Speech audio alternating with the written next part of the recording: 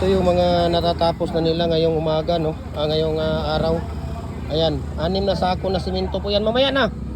6 na sako na simento po yan, no? Pagka ready na yung ating tawag dito.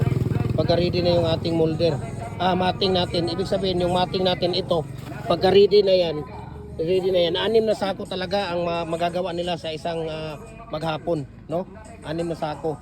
Kasi matagal ang pagbuhos ng ating matagal ang pagputol ng ating tawag dito, ng ating matagal ang tawag dito, pagtali ng mga mating, pagputol, pagtali, matagal po siya, no?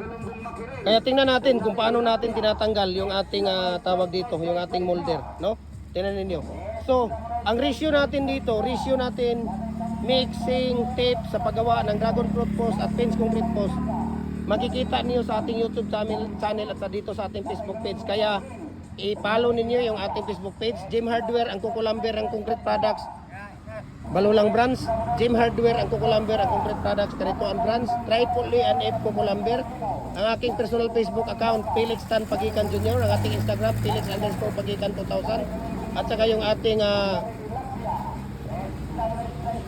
YouTube channel, Jim Hardware, ang Kukulamber, ang concrete products, no? Para updated po kayo sa ating mga bagong video.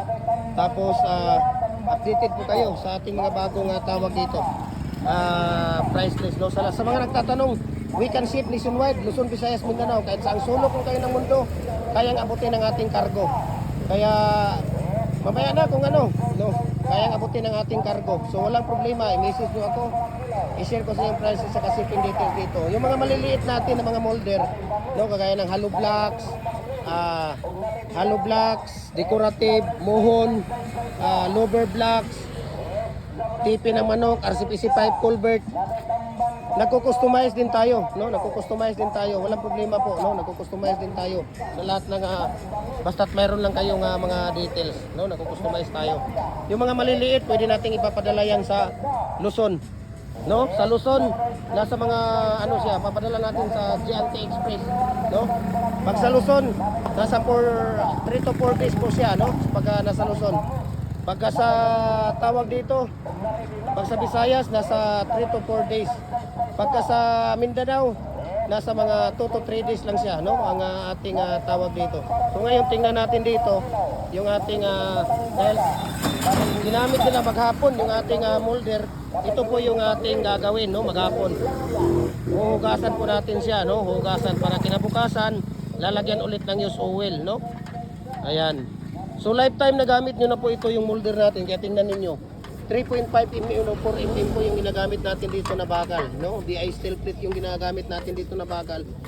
Kaya pagka hindi ginagamit, kailangan lagyan ng used oil para titibay at hindi kakalawangin. Yun lang po ang ating tawag dito. Yun lang po ang ating tawag dito sa ating molder, no? Ayan, so napakaganda po yung molder natin dahil adjustable po siya. Dual heavy duty adjustable siya. So pwede kang gumawa dito ng 4 feet, 5 feet, 6 feet, 7 feet hanggang 8 feet po yung molder natin, no? Pwede kang gumawa dito.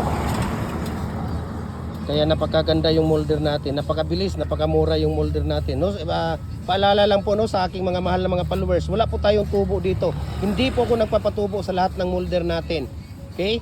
Yan po ay tulong ko po sa inyo, sa mga mahal ko na followers. Kaya kung dito kayo nag-order sa akin, mas nakakamura kayo kasi binibigyan tayo ni Kuya Mimer ng tawag dito, ng discount, no?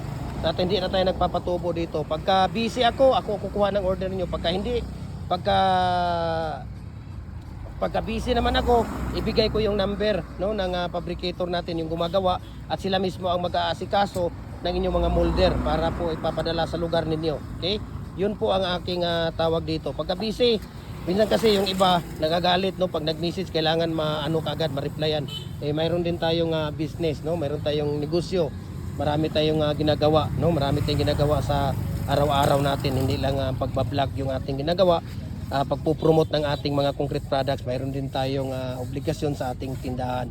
May mga delivery, may mga customer tayo, marami tayong hindi ko naman kayo matawag dito.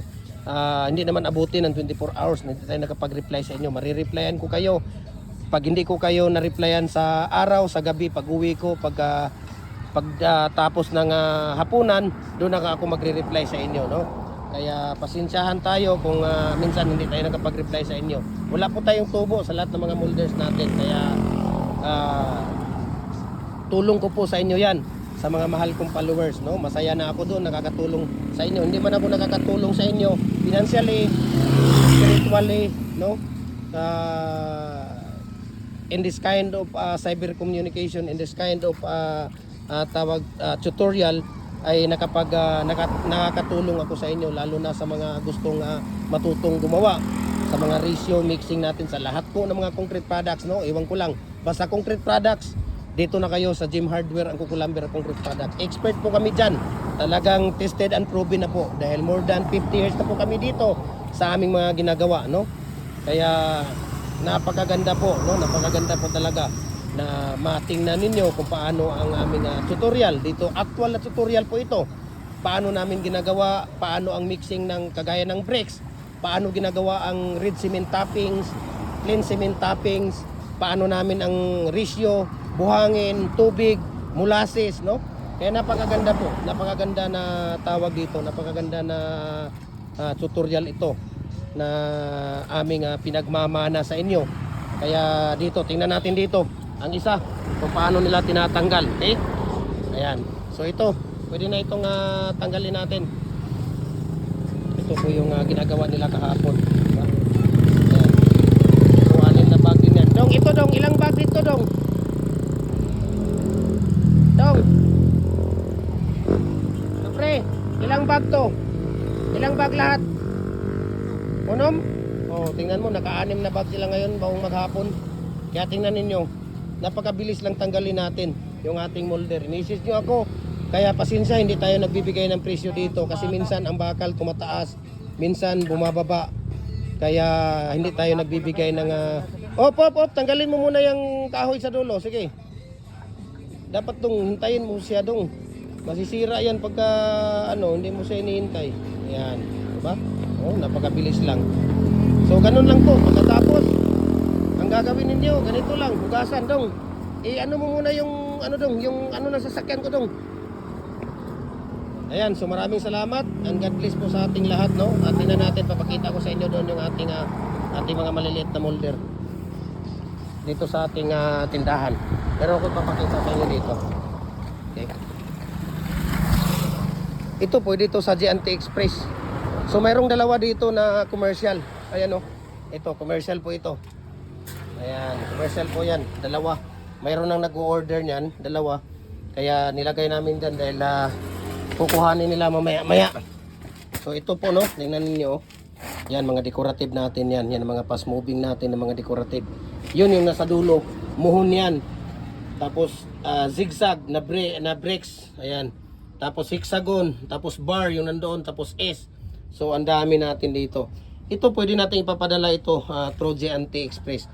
Ayan, so mayroon din tayong lower dyan na number 4. Mayroon ding lower na number 6. Makikita ninyo, 3.5 na single, 3.5 na double, number 6 na single, number 4 na commercial, standard, number 3 na commercial, yung pang division, number 5 na standard, number 4 na standard, 3.5 na commercial, 5.5 na commercial, 3 and 3/4 na commercial din. Kaya pwede natin ipapadala yan, no? Luzon, Visayas, Mindanao. Yan, tingnan ninyo. So napakaganda at mabuhay po tayo. Message nyo ako, share ko sa inyo ang prices sa shipping details dito. Wala po tayong COD, no? Bayaran nyo muna yung ating pagka-available dito. Pwede nyo bayaran lahat bago natin ipapadala yung molder ninyo. Pero pagka hindi available, magbabayad kayo ng 50% bago natin upisahan yung molder ninyo. Okay? Pero sa ngayon, marami tayong stock sa ngayon. Dragon Fruit Post Molder, Pens Concrete Post Molder, dual niyan, at heavy duty, marami tayong stock. Kaya message nyo ako, share ko sa inyo ang price list sa shipping details dito. Ayun, mayroong paypay doon, sa dulo. Napakaganda yan para sa ating gardening. Ayan yung L, tapos candy. Mayroon tayong number 8 dito, yan, number 8. Donut, ayan, donut yan. Diba?